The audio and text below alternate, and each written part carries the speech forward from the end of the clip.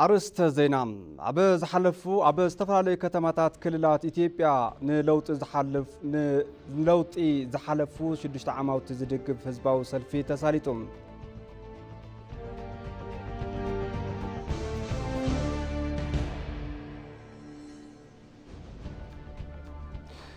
كبرتات بعل فتش امبلالا أب هنصت حجر كنت كملهم يجبا كبلو رسم حدار كل سيداما عيته دستا ليدامو صوعهم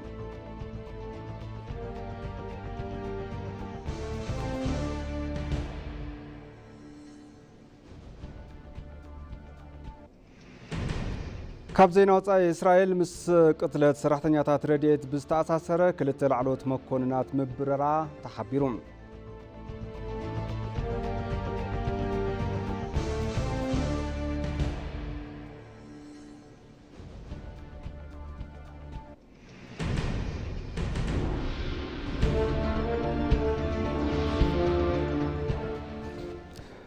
سلام طعنا بلي كبرات ملكتنا ساعتنا أخيلو مأدي زينا حزنا مزينا لنا مزينا تاتد معنا إبراهيم في السحيم سنة مكرتال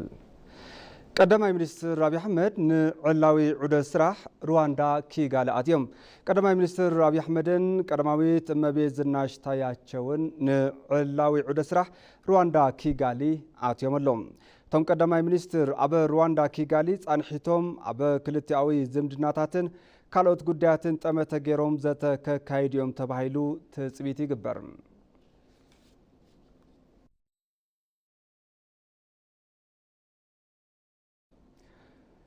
بمكتل قدامي منستر تمسكن طرونه زتمرح جوجل لوخ عب إندستري مفري أوتوماتيف بشفتو عدة تكايدوم أبت عدة منستر إندستري ملاكو على بال منستر ترانسبورتن لوجيستيكسن دكتور علم السمي ناي إيتيو إنجينيرينج جروب وانافس مسرح أمباسادر سليمان ددفو حويسو كالوت العلوت حلفت سراح منقستي ترخيبهم إتيو إنجينيرينج كابي نابي بزبر رئيسي استسنادة صحف بمقراب دمام لزب تغيرولهم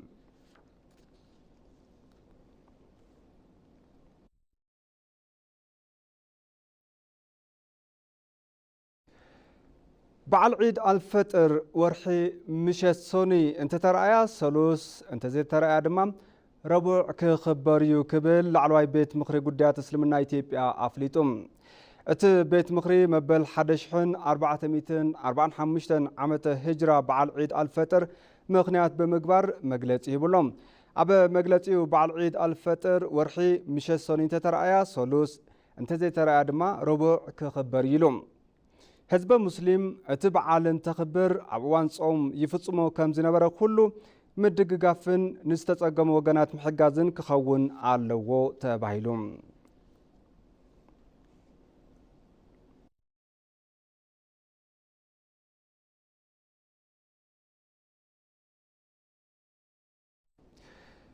كنتيبا عدانيش أبابي نبرتي عديس أبابا مسجانا قريبا تن كنتيبا أبا محوراوي مليون أبا زم حلالفو ملختي لو منكو نبرت عديس أبابا ببزحي نابد دواباي بموتا بمرحنة قدامي منستر رابي أحمد بمخنيات استمرحة نايلو تشدش تعامتات دقفهم بسلامة وسلف مقلاتهم عبريهن عبديس أبابا زخر عوت عدو حويسو عبيتي بروجيكتات تجميرهم زتزازملو مسح بصحتي كموغن محبراو فتحي نمنقاس تجمرو سبتوكور سرحتي بمززام ناي بصحات شخمي نابرا زغللون تسفاتات زلم لمون يوم إلن كنتيبا عدانيش أبابي أبا كتالي أبدي سابا مرأيام عبالم كم سما ملكعتن نابرا متشوتن بمقبار أب كلهم عودتات ماخل عالم لخم سحبت نمقبار زقبر تعري تتناخيروك قصلي بمبال نبرت أدي سابا مسجدن بتمساسال زينا مكتل كنتيبا ممحدار كتما أدي سابا أيتجان ترار عباي أبا زم حلالف وملختي حقرنا كاب صليتن زي سروع بوليتيكان بموتا حونت زت أناخر مسمر عبيت بمحاز قعزة جميرات ركبيلهم أدي سابا من نهار عالم لخت كالات كوينام كأسئلة تركز ولو أيتجان ترار نز حلف شدشت عمتات اتلوتي نتا كتما بزح بركتات آمتي الله يكبلو قليسهم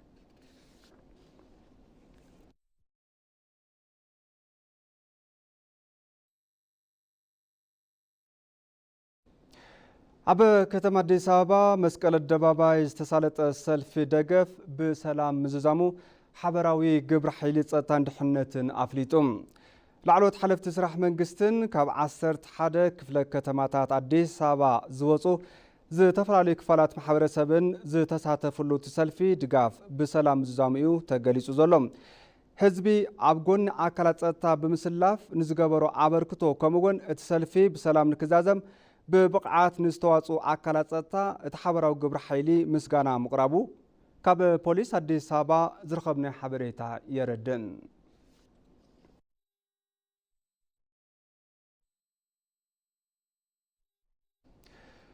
ኣብ ዝተፈላለዩ ከተማታት ክልላት ኢትዮጵያ ንለውጢ ዝሓለፉ 6 ዓመታት ዝድግፍ ህዝባዊ ሰልፊ ተሳሊጡ እቲ ሰላማዊ ሰልፊ ናይ ድጋፍ ሰልፊ ኣብ ክልል ሶማሌ ጅግጅጋ ዓፋር ሓረሪ ደቡብ ምዕራብ ኢትዮጵያ ጋምቤላን ካልኦት ከባቢታትን ተሳሊጡ ኣብቲ ናይ ድጋፍ ሰልፊ ላዕሎት ሓለፍቲ ስራሕ መንግስትን ዝተፈላለዩ ክፋላት ሕብረተሰብን ተረኺቦም እቲ ሰልፊ ኣብ ዝሓለፉ 6 ናይ ለውጢ ዓመታት ብመንግስቲ ለውጢ ዝተረኸቡ ዓወታት ኣብ ቀጻሊ ብዘላቕነት ንምቕጻል ዝዓለመ ከም ዝኾነ ተገሊጹሎም እቶም ሰልፈኛታት ብመሪሕነት ቀዳማይ ሚኒስትር ኣብይ ኣሕመድ ኣብ ዝሓለፉ 6 ናይ ለውጢ ዓመታት ኣብ ዓውዲ ሰላም ልምዓትን ናይ ምምሕዳር ሰናይ ምምሕዳር ዝተረኸቡ ውጽኢታት ዝገልጹ ጭርሖታት ኣስሚዖም እዮም ካብዚ ብተወሳኺ ተመሳሳሊ ህዝባዊ ሰልፊ ኣብ ወልቂጤን ሓላባ ቅሊንጦን ዝተሳለጠ እንትኸውን ኣብ ዝሓለፉ 6 ናይ ለውጢ ዓመታት ብመንግስቲ ለውጢ ዝተረኸቡ ዓወታት ኣብ ቀጻሊ ብዘላቕነት ንምቕጻል ዝዓለመ ከም ዝኾነ ተገሊጹሎም ካብዚ ብተወሳኺ ኣብ ደቡብ ምዕራብ ኢትዮጵያ ዝርከቡ ዝተፈላለዩ ዞባታት ለውጢ ዝድግፉ ሰላማዊ ሰልፍታት ተሳሊጦም እዮም ብመሰረት እዚ ኣብ ዞባ ዳውሮ ኣብ ከተማ ሚዛን ኣማን ከተማ ቦንጋ ኣብ ዞባ ምዕራብ ኦሞ ዞባ ሸካ ዞባ ቤንች ሸኮን ካልኦትን እቲ ድጋፍ ተሳሊጡ እዩ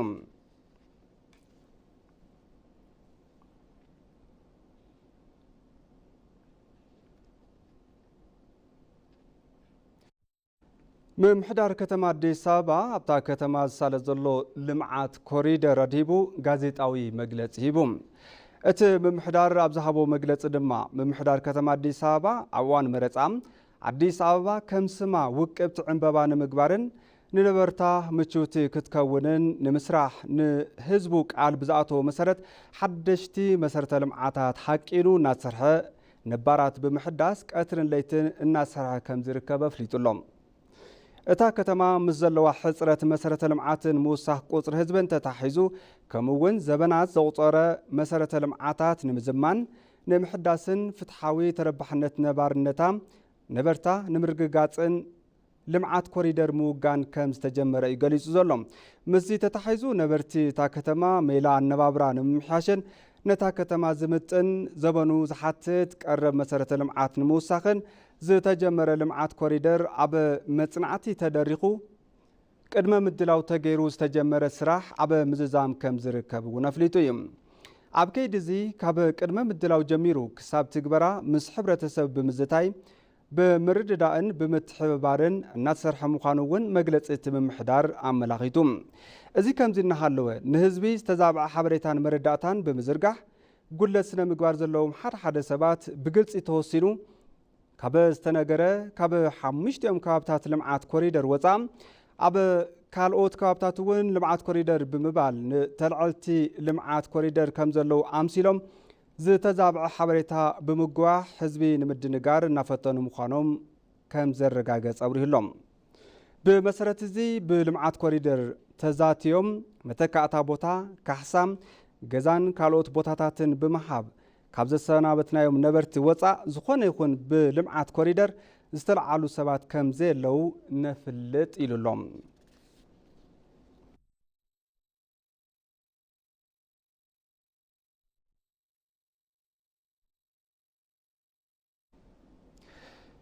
ክብርታት በዓል ፍቼ ጨምበላላ ኣብ ህንፀት ሃገር ክንጥቀመሎም ይግባእ ክብሉ ርእሰ ምምሕዳር ክልል ሲዳማ ፀዊዖም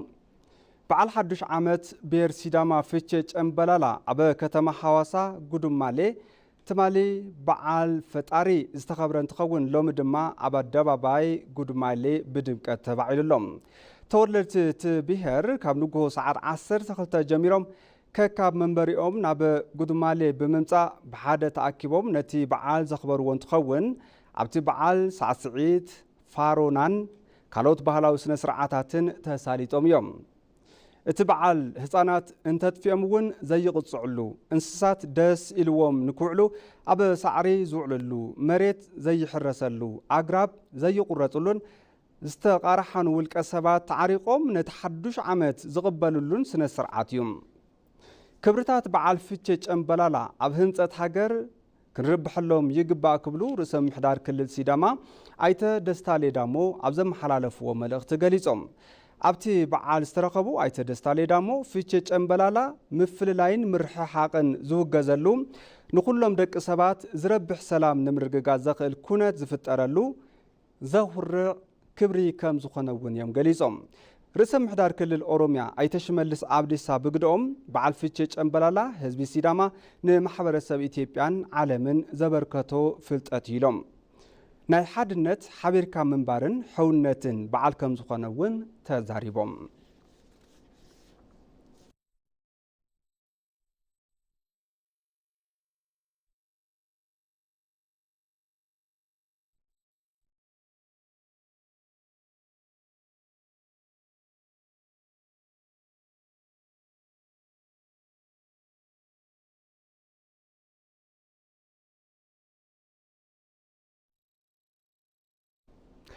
كبرات تملكتي كاب بعل ጨምበላላ ከወፃና መሳርሕትና ሙሉ ብርሃን ግርማይ ትበዓል ታይ መስል ንዝብል ኣብ ቦታ ተረኺባ ሓበሬታ ናዋኻትኩም ክተብልያ ሙሉ ብርሃን ክትቅጽል ትኽእል ኢኺ يقني أبراهام قدم كبل كم زغلزخيو فيتش ጨምበላላ ምኽባር ዋና ከተማ ክልል ሲዳማ ብዝኾነት ከተማ ሐዋሳ ኢና ንርከብ ነትበዓል ምኽባሩን ነበርቲ ከተማ ሐዋሳ ካብ ንጉ 12 ሰዓት ጀሚሮም ናብ መኽበሩ ቦታ ወይ ድማ በቲ ከባቢያ ጽዋዓ ጉዱም አሏት ተባለ መእከቢ እና አቶ ከም ዝነበሩ በወገኔ ንመርአይ ኺለየ ኣብ ዝበዓል ቁጽሮም ብርክት ዝበሉ ተሳተፍቲ ጻውዕ ተገበረሎም ኣጋይሽ ለዓልቲ ሓለፍቲ ስራሕ መንግስቲ ተረኺቦም እዮም ካብዚ ዝሓለፈ ድማ ፕሬዝደንት ክልል ሲዳማ ደስታ ሌዳሞን ፕሬዝደንት ክልል ኦሮሚያ ሽመልስ ኣብዲሳን ሚኒስተር ባህልን ቱሪዝምን ቀጀላ መርዳታ ተረኺቦም እዮም መልእኽቲ እንኳ ኣጽሐኩምን ኣመሓላልፎም እዮም ኣብቲ ምድላው ፍሉይ ጠመተ ዝተዋወን ፊቼ ጨምበላላ ኣብ ዩኔስኮ ንክምገብ ዝለዓለ እጃም ከም ዝነበሮ ዝግለጽ ባህላዊ ፀዋታ ቂጣላ ተሳልጡ እዩ ቂጣላ ብኣቦታ ዝካየድ ብዜማ መልእኽቲ ዝመሓላለፍሉ እንትኾን ጽቡቕ ዝሰርሐ ዝምስገነሉ ዘይሰርሐ ድማ ንኽሰርሕ ዝማዓደሉ ወይ ድማ ዝንገረሉ ኸይዲ እዩ ማለት እዩ እቲ ካልእ ድማ ፋሩ እዩ ፋሩ ብደቂ ኣንስትዮ ዝካየድ ባህላዊ ፀዋታ እዩ ኣብ መዓልቲ ፊቼ ጨምበላላ ስራሕ ሕርሻ ከም ዘይሳለጥ እንስሳቱን ፍሉይ ዝኾነ ኩነታት ከም ሰብ ተኸቢሮም ከም ዝውዕሉ ካብዚ ተወሳኺ ድማ ዕርዲ እንስሳት ከም ዘይሳለጥ ካብ ተሳተፍቲ ንምፍላጥ ኽኢለ እየ ኣብዚ ምድላው ብርክት ዝበሉ ወጻእተኛታት ተረኺቦም እዮም ብሓፈሻ ከተማ ሐዋሳ ነዚ በዓል ኣብ ምፍላጥን ባህላዊ ምርኣይ ኣጸቢቓ ከም ዝተዳለወት ዘመላኽቱ ብርክት ዝበሉ ምድላዋት ብወገነይ ንምርኣይ ኽኢለ እየ ነዚ መስል ኣብርሃም نز حبكنا حبريتا أزي مسجن سناي مشاتي خنالكي كبرات تملكتي زيناتاتنا حزوني قلتلو بزرزرنا بزحزنا يم زيناتاتي كحلف أب كل التجراي 4.5 مليون حزبي سب أو حاجة زدل مخانو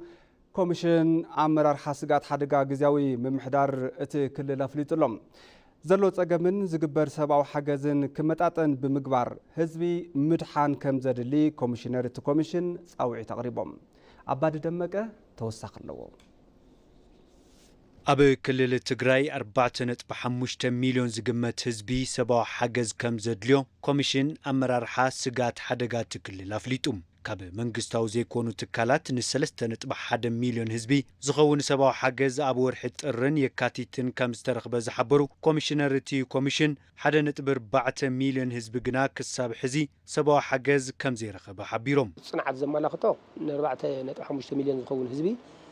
وتص مجب خمسة دليو أما لاخيتو صنعت مجب راح تكونس كم مجوز أذلون بصفحات صنعت أكايديو مجوون كم مجوز أون زلوا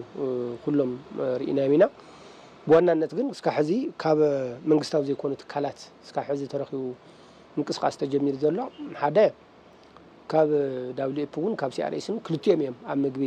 ብምግቢ ዝሕግዙ ናብ 3.1 ሚልዮን ዝኸውን ኣብ ጥርን ኣብ ለካቲትን ምንቅስቃስ ጀሚሮም ኣለዉ ተዋና ግን ትዘድሊ 4.5 እዩ ስለዚ ናብ 1.4 ሚልዮን ዝኸውን ምንም ድጋፍ ዘይብሉ እዩ ዘሎ እስካ ሕዚ ማለት እዩ أو زي زلنا نجار مخنياتو تي ريسورس يبلنان سلزي كون عقب كن كيدين نخلينيو نحنا دما يا ريسورسن فنك متسلوا لأدو كيس صراحة تخسر حلكم سلزي تصنعت دما خم تقدم حزة وقعنايو ناي فيدرالون بفيدرال ناتمرحي وتصنعت تقايدو ناي كلل ناي فيدرال ناي منقستاو زي كونو تكالات ناي حوار صنعت في مالتي መንግስታዊ ካብ ዘይኮኑ ትካላት ብተወሳኺ መንግስቲ ፌደራል ላብቲ ክልል ቀረብ ሰቦ ሓገዛ ብምምላእ ጻዕርታት እናገበረ ከም ዝርከብ እቶም ኮሚሽነር አብሪሆም ተኻሊ ምስ ናይ ፌደራል ምናልባት ሱን ክግለጽ ስለዝግብኦ ናብ ከባቢ 25000 ኩንታል ዝኸውን ን155,000 ተጠቀምቲ ድሕሪ ትቅድሚ ሕዚ ሓበሬታ ምልዋጥና እዚውን ሓጊዞምና እዮም ካልኣይ 15 ዝኾና ወረዳታት ካብ ምንም ካብ ጽንዓት ወጻእ ዝኾና እንያ ብፍላይ ከተማታትን ማጨው ዓዲ ጉደም ሃገረ ሰላም ዓዲግራት ዘን ዓበይቲ ከተማታት ዝበሃላ ምንን መማረጽ ዘይብለን እዚኣተን እውን ብደንብ ስሬስ ዝኾነ ጸገም ዘለዎን እየን ሓደ በዝሕ ተፈናቃላይ ዘለዎን እየን ካልኣይ ድማ ምንም ናይ ኢኮኖሚ መማረጽ ዘይብለን ከተማታት እየን እዚ ምስ ናይ ፌደራል ሓደጋ ስጋኣት ኣመራርሓ ኮሚሽን ብምዝራብ 25000 መጽኡ ዘሎ ብፍላይ ነተፈናቃላይ ነገር ግን ኣብዘን 15000 ድማ ናብ ከባቢ 700 ናብ ከባቢ 780 ገለን ሽሕ ይመጽእ ስለዚ ናብ 630,000 ዝኣክል ምንም ሓገዝ ዘይብሉን ዘሎ ማለት እዩ ዝተፈናቀልቲ ጥራሕ ግን 25000 ዝኸውን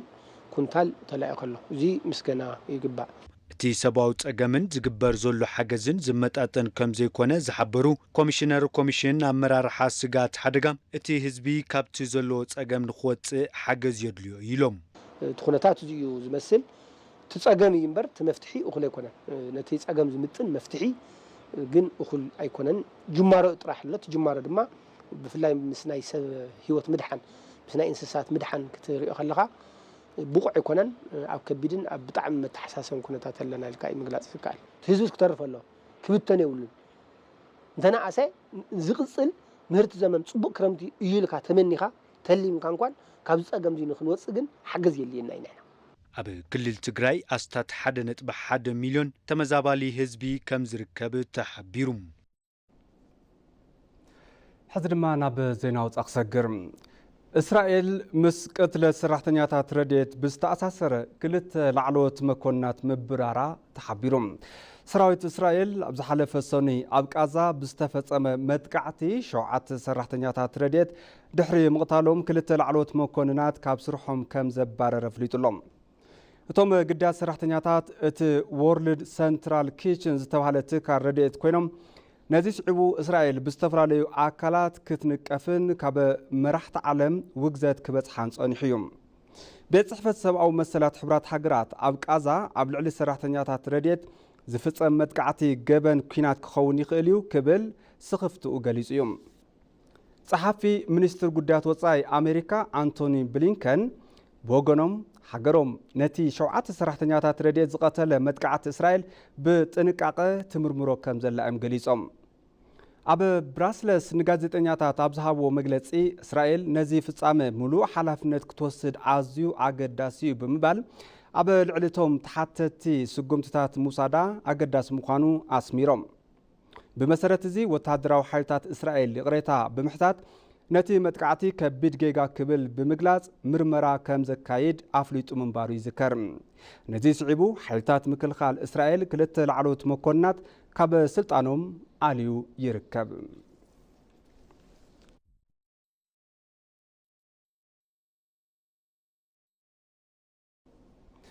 ተበልከቲ ኣብ መወዳእታ ቀንዲ ዜናታት ዝዕለት ከዘኻኽረኩም ኣብ ዝተፈላለዩ ከተማታት ክልላት ኢትዮጵያ ንለውጢ ዝሓለፉ 6 ዓመታት ዝድግፍ ህዝባዊ ሰልፊ ተሳሊጡ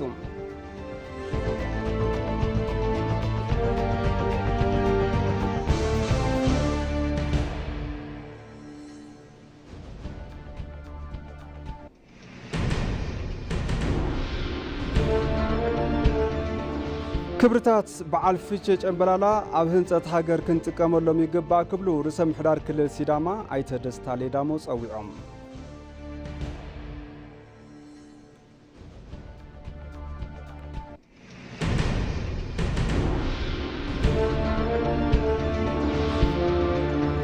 ካብ ዜና ወፃኢ እስራኤል ምስ ቅትለት ሰራሕተኛታት ረድኤት ብዝተኣሳሰረ ክልተ ላዕሎት መኮንናት ምብራራ ተሓቢሮም።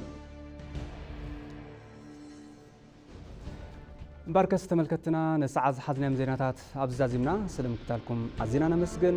ሰላም